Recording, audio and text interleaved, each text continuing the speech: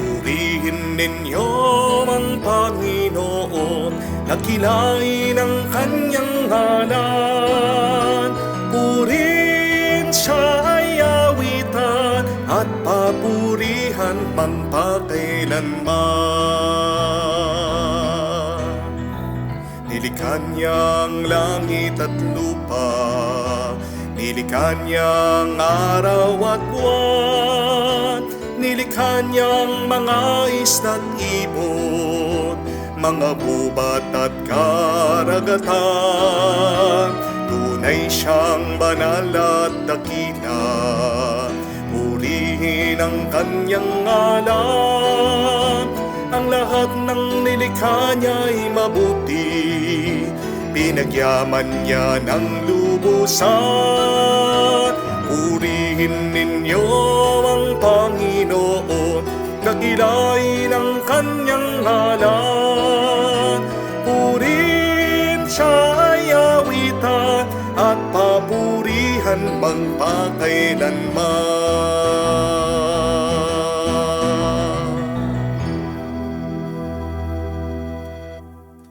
Sa ngalan ng Ama, ng Anak, at ng Espiritu Santo. Amen. Sumainyo ang Panginoon. At sumayo rin. Mga kapatid, sinasara natin ang buwan ng Oktubre sa pamagitan ng pinakamataas na uri ng panalangin, ang Banal na Misa. Tayo nagpapasalamat sa nakalipas na buwan, sa mga grasya at pagpapala na pinagkaloob ng Diyos sa atin. Hinihiling natin muli ang kanyang pagpapala para sa paparating na buwan ng Nobyembre. Naway tayo'y gabayan ng Diyos. Di ibig sabihin na bagong buwan ay nawawala ang ating mga problema. Nandyan pa rin ang ating mga suliranin. Pero ang mabuting balita, di tayo iniiwan ng Diyos. Tayo lang naman ang palaging nangiiwan sa Kanya. Aminin natin ang napakaraming beses na kung saan nakalimutan natin, kasama pala natin ang Diyos, mahal pala tayo ng Panginoon, kaya naman tayo nagpatuloy sa ating pagkakasala sa Kanya at sa ating mga kapwa. Tayo magpakumbaba, aminin natin ang ating mga pagkukulang, para tayo ay makitang karapat-dapat makatanggap sa mga banal na misteryo. Inaamin ko Sa makapangyarihan Diyos at sa inyo mga kapatid, na lubha akong nagkasala sa isip, sa salita at sa gawa, at sa aking pagkukulang. Kaya isinasamo ko sa mahal na Birheng Maria, sa lahat ng mga anghel at mga banal, at sa inyo mga kapatid, na ako'y ipanalangin sa Panginoong ating Diyos. Kaawaan tayo na makapangyarihang Diyos, patawarin tayo sa ating mga kasalanan, patnubayan tayo sa buhay na walang hanggan. Amen. Panginoon, kaawaan mo kami. Panginoon, kaawaan mo kami. Kristo, kaawaan mo kami. Kristo, kaawaan mo kami. Panginoon, kaawaan mo kami. Panginoon, kaawaan mo kami. Manalangin tayo. Ama naming makapangyarihan, ang pananampalataya, pag-asa at pag-ibig namin ay iyong dagdagan. At gawin mong mahalin namin ang iyong mga kautusan, upang sa mga pangako mo kami maging dapat makinabang sa pamagitan ni Jesucristo kasama ng Espiritu Santo, magpa sa walang hanggan. Amen.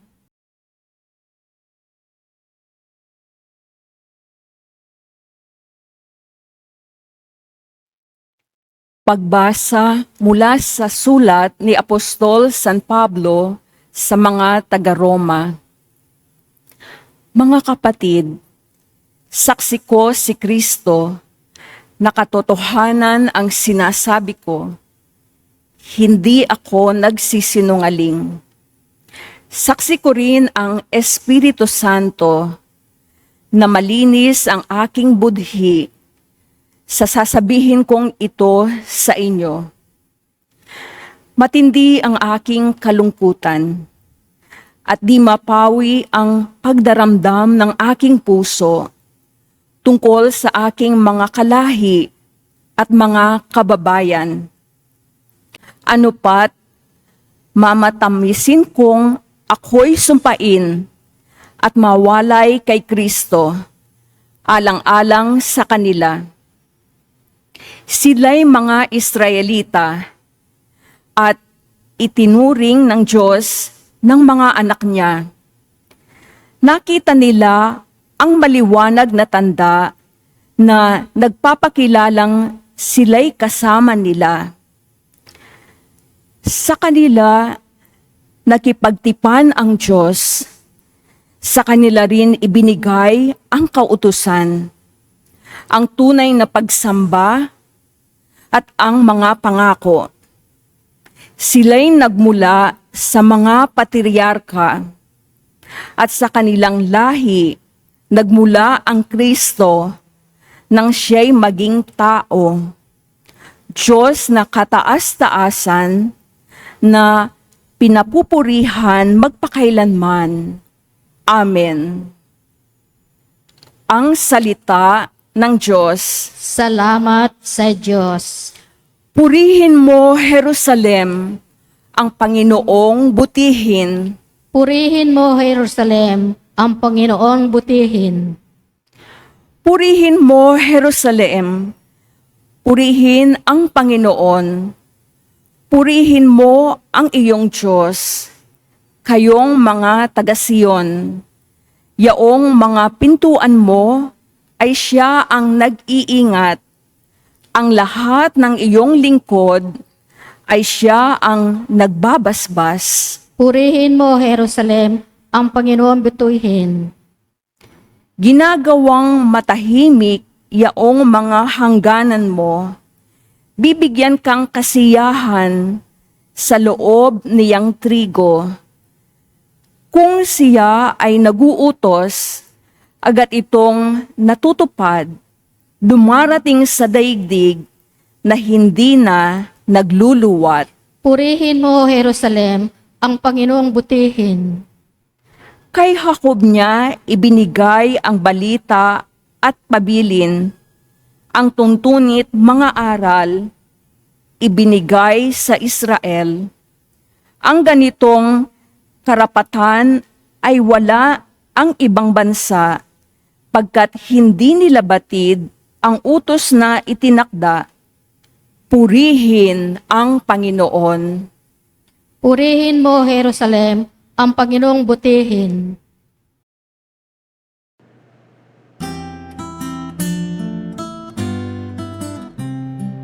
Alleluia, alleluia, alleluia, alleluia, alleluia, alleluia, alleluia, alleluia, alleluia, alleluia, alleluia, alleluia. Ang tinig ko ay pakinggan, ng kabilang sa aking kawan, ako'y kanilang susundan. Aleluya, aleluya. Sumainyo ang Panginoon. At sumayo rin. Ang mabuting balita ng Panginoon ayon kay San Lucas. Papuri sa iyo, Panginoon. Isang araw ng pamamahinga, si Jesus ay inanyayahang kumain sa bahay ng isang pinuno ng mga Pariseo. At binabantayan nilang mabuti ang kanyang mga kilos. Lumapit kay Jesus ang isang taong nagmamanas. Kaya tinanong niya ang mga Pariseo at mga dalubhasa sa kautusan. Naayon ba sa kautusan ang magpagaling sa araw ng pamamahinga o hindi? Ngunit hindi sila umimik. Kaya hinawakan ni Jesus ang may sakit, pinagaling saka pinayuan. Pagkatapos sinabi niya sa kanila, kung kayo'y may anak o bakang nahulog sa balon, hindi ba ninyo iahahon kahit araw ng pamamahinga? At hindi sila nakasagot sa tanong na yon. Mga kapatid, ang mabuting balita ng ating Panginoon. Pinupuri ka namin, Panginoong Heso Kristo. Magandang araw po muli sa inyong lahat. Meron pong isang pare, hindi ko na po sasabihin ang diocese kung saan siya na-assign. Nagka-cancer po itong paring ito. Pero ang mabuting balita ito, gumaling po yung pari doon sa kanyang cancer. Ang masamang balita, ito naman, na-assign daw po itong pare sa isang parokya na kung saan napakapasaway ng mga parokyanos. Dahil sobrang stress na stress po itong pari, bumalik yung kanyang cancer. Ano po nangyari?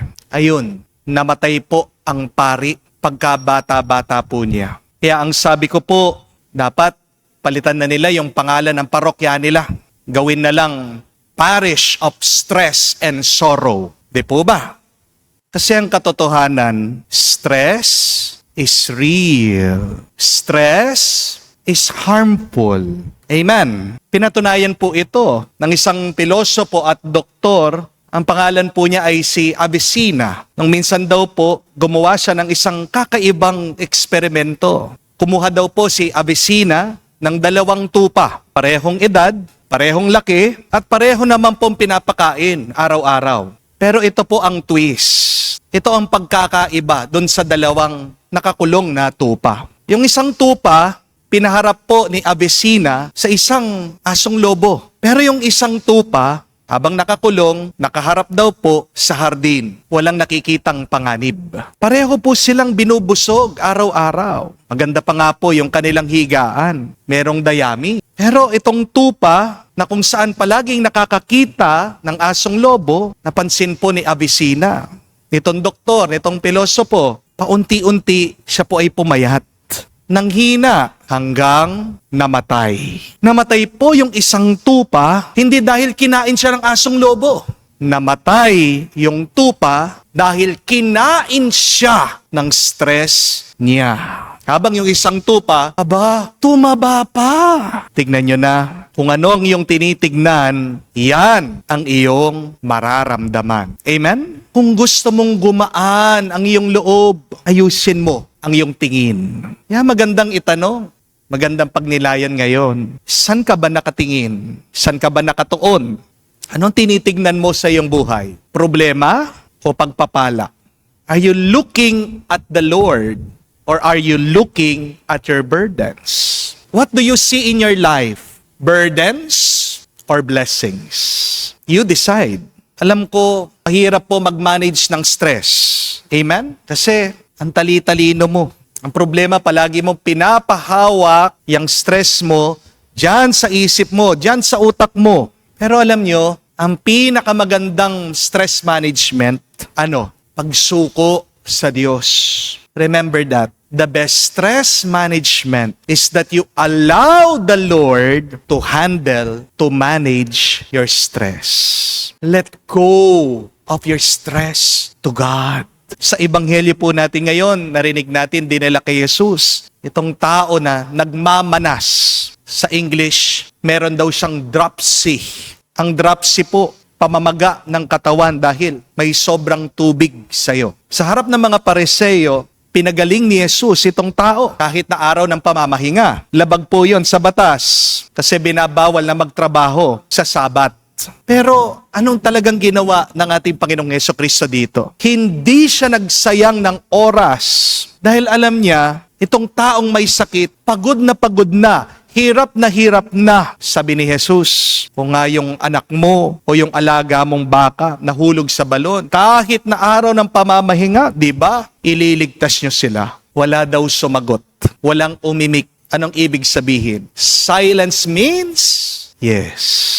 Tignan nyo na, palaging gumagawa ng oras ang Diyos para maayos ang ating buhay. Ang Panginoon, gusto niya tayong pagalingin pag tayo ay may sakit. Gusto ni Jesus na tayo ay lumakas. Hindi lang sa ating sakit ng pangangatawan, kundi pati na rin sa ating sakit ng loob. Yan ang mabuting balita, kapatid. Gusto ka talagang agad-agad tulungan ng Panginoon sa iyong stress, sa iyong takot, sa iyong galit, sa iyong guilt, o namang mabigat na iyong dinadala o inaalala ngayon. Pero hindi ka gagaling, hindi ka magiging masaya kung palagi mong binabalik-balikan yung nagbibigay ng stress sa'yo. Di po ba? Baka makalimutan po natin that stress is a silent killer. Amen? Sabi po ng mga doktor, ang number one reason bakit nagkakasakit ang tao, dahil sa stress. Napakarami po mga stress-related illnesses ngayon. Kaya ang dami, may sakit sa puso, may mga nai-stroke. Kapag daw po nai-stress ang tao, tumitigas yung atay niya. At marami din po, nagkakaroon ng diabetes, nasisira ang bato. Bakit? Nag-i-stress eating ang ginagawa ng iba para makalimutan ng problema. Dinadaan sa pagkain, or much worse, dinadaan sa pag-inom para daw makalimutan na lang, hindi maisip yung kanilang mga lungkot, yung kanilang mga paghihirap. Hindi mo maaalis ang iyong stress kung hindi mo yan nauunawaan. Amen? What is stress really? Understand this. Remember this. Stress is worrying about something that has not yet happened. Hindi pa nangyari, pero inaalala mo na. Stress yan. Halimbawa, wala pa naniningil sa'yo, pero kinakabahan ka na. Wala namang kateks ang asawa mo, pero pinaghihinalaan mo siya. Wala pang resulta dyan sa board exam mo, pero sinasabi mo, bagsak na ako. May nakapkap ka lang na bukol. Iniisip mo, cancer na yan. Sinasabi mo, mamamatay ka na. Mga kapatid, hindi ka ginawa ng Diyos para may stress. Amen? At hindi mo kailangan kainin, tanggapin ang stress sa buhay mo. You are a child of God. You deserve better. Be better. Amen? Dahil sabi din ng ating Panginoong Jesucristo, kung maalala nyo, come to me, all you who are weary and burdened, and I will give you rest. Di ba si Jesus ang prinsipe ng kapayapaan? Sinong ating pinaniniwalaan o hindi si Jesus? Yan ang ibig sabihin. Dapat maranasan mo ang kapayapaan sa buhay mo dahil hindi ka naman papabayaan ng Diyos. Di po ba? Ang problema ay makakalimutin ka lang. Please, focus not on your stress, but on the Savior. Ang problema, masyado tayong nakatitig sa mga panganib natin sa buhay, yung iyong mga bills, deadlines sa trabaho, expectations. Marami sa inyo hindi makalimutan yung kanilang pagkabigo sa nakalipas. Tapos na yan. Habang mas tumitingin ka sa iyong problema, tandaan mo, mas lumalaki ito sa iyong paningin. As I have said, what you focus magnifies. Lumalaki yung palagi mong tinititigan. Kaya, kung palagi ka nakatingin sa Diyos, mas lumalaki yung faith mo. Pag tinitignan mo si Jesus, diyan lang liliit ang fear mo. Hindi naman po pinangako ng Diyos sa atin na tayo magkakaroon ng stress-free life. Pero ang pinangako niya ay isang stress-proof heart. Di po ba? Kung nga si Pedro lumubog nung tinignan niya yung malakas na alon, ganyan din ang mararanasan mo. Lulubog ka, mabibigo ka, mawawala ka. Palagi ka na lang nakatitig sa bagyo ng iyong buhay. Pero pinapaalala sa atin ng Panginoon, tingnan niyo ako. Look at me. Para sa stress-free na buhay, let God handle what you cannot manage. I will repeat that. Let God handle what you cannot manage. Kung hindi mo talaga kaya, edi, hayaan mo sa Kanya. Di po ba? Di naman po masama na magplano, pero yung masama ay yung nakakalimutan mo ang Diyos sa iyong plano. Di naman masama na magtrabaho. Ang masama, yung ikaw lang ang palaging nagtatrabaho. Huwag mo kontrolin ang lahat. Bigyan mo naman ng konting puwang, konting trabaho ang Panginoon. Allow God to be God in your life. Hindi mo naman kailangan hawakan ng lahat dahil merong mga bagay na para lang sa Diyos. Tanungin mo ang iyong sarili, Ano ba sa aking buhay ang kailangan ipahawak ko na, hayaan ko na, isuko ko na sa Diyos? Kapag sobrang bigat na ng iyong hawak, baka ikaw ay bumagsak, bitawan mo na at hayaan mo na pagalingin ka, palakasin ka, natulungan ka ng Diyos. Amen? Huwag takot ang iyong hawakan, kung hindi tiwala. Ibigay mo lahat sa Diyos ang bigat mo, gagaan ang iyong buhay. Ang mabuting balita, araw-araw, handa ang Diyos para tulungan tayo, para pagalingin ang ating mga pagod na puso. The challenge is, my dear friends, be the sheep who trust God. Kapatid, magandang itanong, kung isa ka doon sa mga tupa doon sa kwento ni Abisina, sino ka doon? Alin ka doon? Ikaw ba yung tupa na palaging nakatingin na lang doon sa asong lobo na papatay sa'yo? O ikaw ba yung tahimik na tupa, kumakain, nagpapahinga, dahil alam mo may isang pastol na nagbabantay sa'yo? Don't forget, Jesus is our good shepherd. He is beside us always. Di mo kailangan mamatay sa stress. Namatay na ang Diyos sa krus para magkaroon ka ng stress-free life. Huwag mong hawakan ang hindi mo kayang dalhin. Don't focus on your stress, but focus on the shepherd. Amen? Kaya kung siya ang ating titignan, mawawala ang ating mga takot at pangamba. At diyan mag-uumpisa na aapaw ang kapayapaan ng Diyos sa atin. Kaya magdasal tayo. Hingin pa natin ang mas malalim na tiwala na tayo manatiling sumusunod sa mabuting pastol para hindi tayo mawala, hindi tayo magwala. Manatili tayong masaya, stress-free na buhay ngayon at magpakailanman. Amen.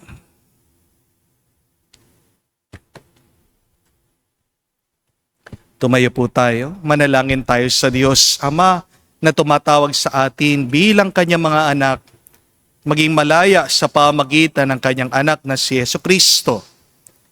Ating sabihin, Panginoon, dinggin mo kami. Panginoon, dinggin mo kami. Ang mga Kristiyano'y naway ituring ang mga utos ng Diyos bilang pinto sa kalayaan mula sa kasalanan at kasamaan. Manalangin tayo sa Panginoon. Panginoon, dinggin mo kami. Huwag nawa nating ilagay ang batas na higit pa sa tao, bagkus gawin muna natin ang dakilang utos na mahalin natin ating kapwa. Manalangin tayo sa Panginoon. Panginoon, dinggin mo kami. Tayo naway magkaroon ng tunay na diwa ng pagmamahal sa ating pakitungo sa mga dukha at inaapi at makita natin si Kristo sa kanila. Manalangin tayo sa Panginoon. Panginoon, dinggin mo kami. Sa katahimikan po ng ating puso, banggitin natin, sabihin natin sa Diyos ang ating mga personal na pangangailangan. Panginoong Diyos, maging paanyaya nawa sa amin ang bawat batas mo na mahalin at paglingkuran ka, unawain at igalang, akayin at gabayan ang aming mga kapwa. Nining namin ito sa pamagitan ni Kristo, aming Panginoon. Amen.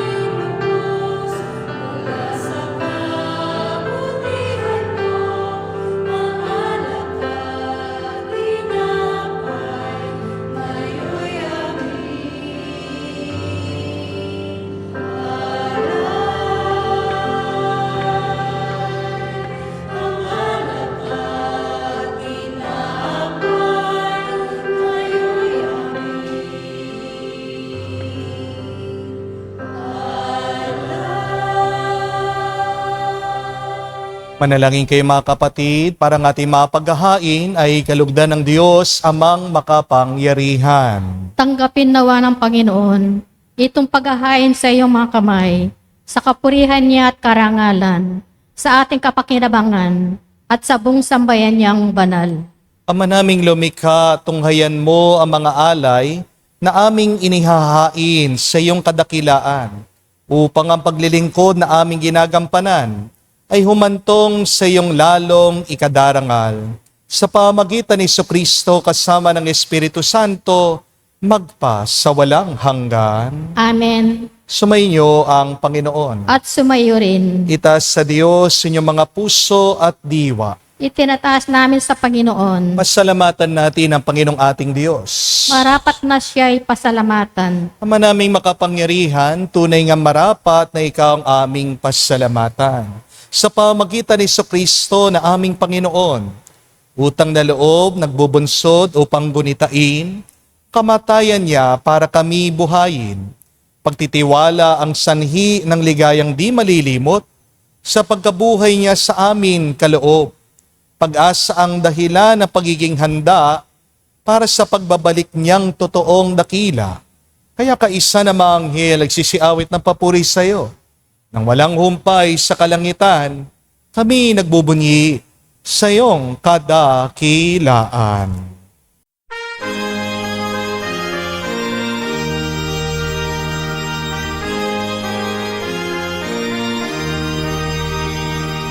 Santo, Santo, Santo, Panginoong Diyos ng mga hukbo. Napupuno ang langit at lupa ng kadakilaan mo. Hosana sa kaitasan, pinagpalang na paninito sa ngalan ng Panginoon. Hosana sa kaitasan, Hosana sa kaitasan.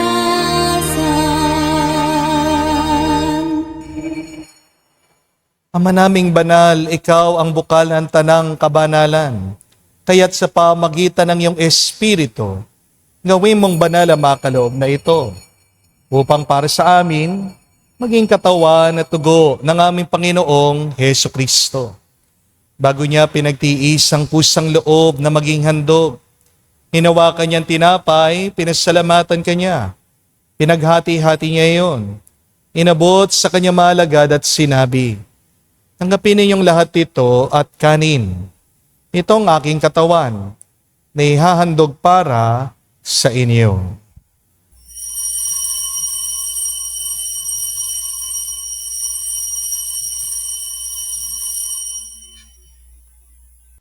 Gayon din naman, nung matapos ang hapunan, hinawakan niyang kalis. Muli kanyang pinasalamatan. Nabot niya ang kalis sa kanya malagad at sinabi, tanggapin ninyong lahat ito at inumin. Itong kalis ng aking dugo, ng bago at walang hanggang tipan. Ang aking dugo na ibubuhos para sa inyo at para sa lahat, sa ipagpapatawad ng mga kasalanan. Gawin ninyo ito sa pag-alaala sa akin.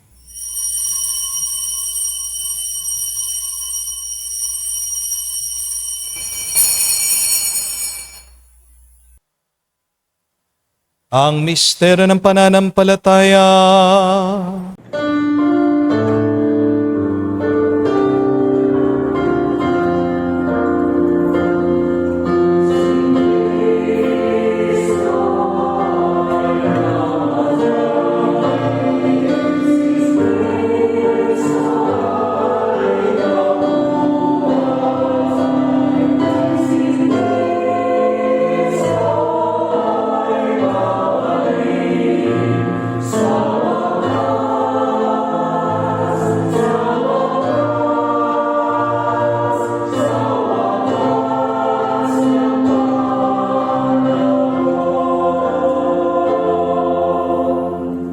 Ama, ginagawa namin ngayon ang pag-alaala sa pagkamatay muling pagkabuhay ng iyong anak. Kaya tinialay namin sa iyong tinapay nagbibigay buhay at ang kalis na nagkakaloob ng kaligtasan. Kami nagpapasalamat dahil kami yung minarapat na tumayo sa harap mo para maglingkod sa iyo. Sinasamo namin kami magsalo-salo sa katawan at dugo ni Kristo ay mabuklod sa pagkakaisa sa pamagitan ng Espiritu Santo. Amalingapin mong iyong simbahan laganap sa buong daigdig. Puspusin mo kami sa pag-ibig. Kaisa ni Leon, ang aming Santo Papa, si Florentino, aming Arsobispo ng Tanang Kaparian. Alalahanin mo rin ang aming mga kapatid na nahimlay, may pag-asang sila'y muling mabubuhay. Gayon din naman lahat ng mga pumanaw. Kawan mo't sila't patuloyin sa iyong kaliwanagan. Kawan mo't pagindapatin kaming lahat, makasalo sa iyong buhay na walang wakas. Kaisa na mahal na Birhen Maria, Ina ng Diyos. Kaisa ni San Jose, ang kanyang malwalhating esposo. Kaisa ng mga apostol, lahat ng mga banal, na namuhay dito sa daigdig na kalugod-lugod sa iyo. May pagdiwang nawa namin ang pagpupuri sa ikararangal mo sa pamagitan ng iyong anak aming Panginoong Jesucristo. Sa pamamagitan ni Kristo, kasama niya at sa Kanya, lahat ng parangal at papuri ay sa iyo, Diyos Ama, makapangyarihan, kasama ng Espiritu Santo, magpasawalang hanggan. Amen, amen. Amen. Sa nakagaling na utos sa turo ni Jesus sa Panginoon natin at Diyos, ipahayag natin ng lakas, loob.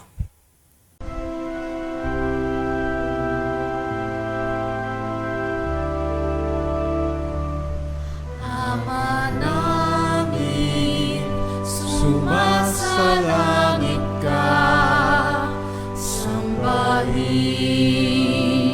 ang ngalan mo, mapasa amin ang kaharian mo, sundin ang loob mo dito sa lupa para nang sa langit. Bigyan mo kami ngayon ng aming kakanin sa araw-araw, at patawarin mo kami sa aming mga sala para ng pagpapatawad namin sa nagkakasala sa amin. At huwag mo kami ipahintulot sa tukso, at iadya mo kami sa lahat ng masama. Hinihiling namin kami adya sa lahat ng masama, pagkalooban ng kapayapaan araw-araw, ligtas sa kasalanan, at ilayo sa lahat ng kapahamakan, samantalang aming tinanabikan ang dakilang araw ng pagpapahayag ng tagapagligtas naming si Jesucristo. Sapagkat iyo ang kaharian at ang kapangyarihan at ang kapurihan magpakailanman. Amen. Panginoong Jesucristo, sinabi mo sa mga apostol, kapayapaan ang iniwang ko sa inyo. Ang aking kapayapaan binibigay ko sa inyo. Tungayan mo ang aming pananampalataya at huwag ang aming pagkakasala.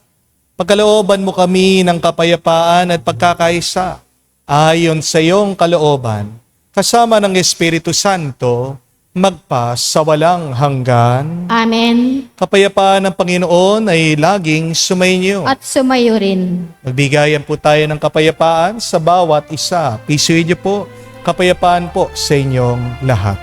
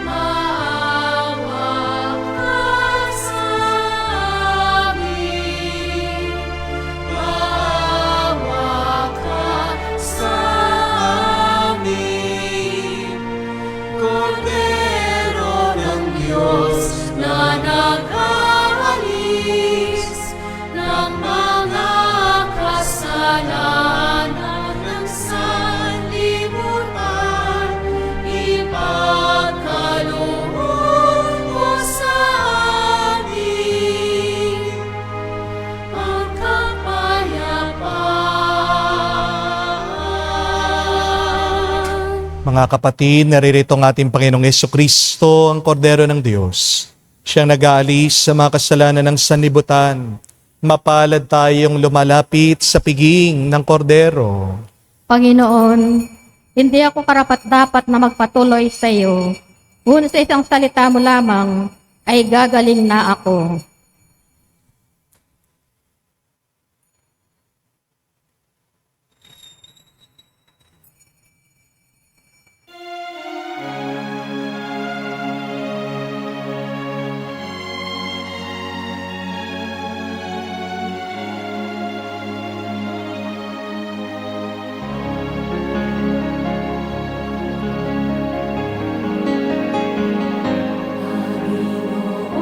Panginoon, ito ang aming alay sa iyong kabanalan.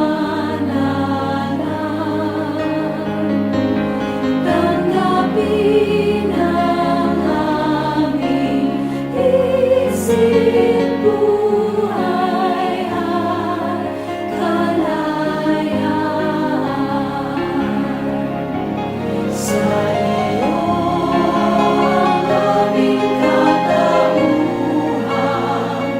pinagbubulon ng iyong katawan. Handog namin ang aming kalooban na sa iyo nagmumula.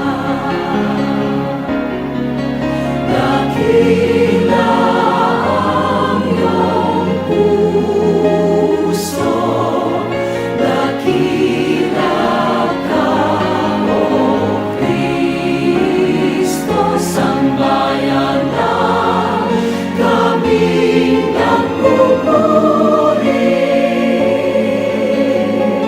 sa iyong dugo at katawan. Manalangin tayo.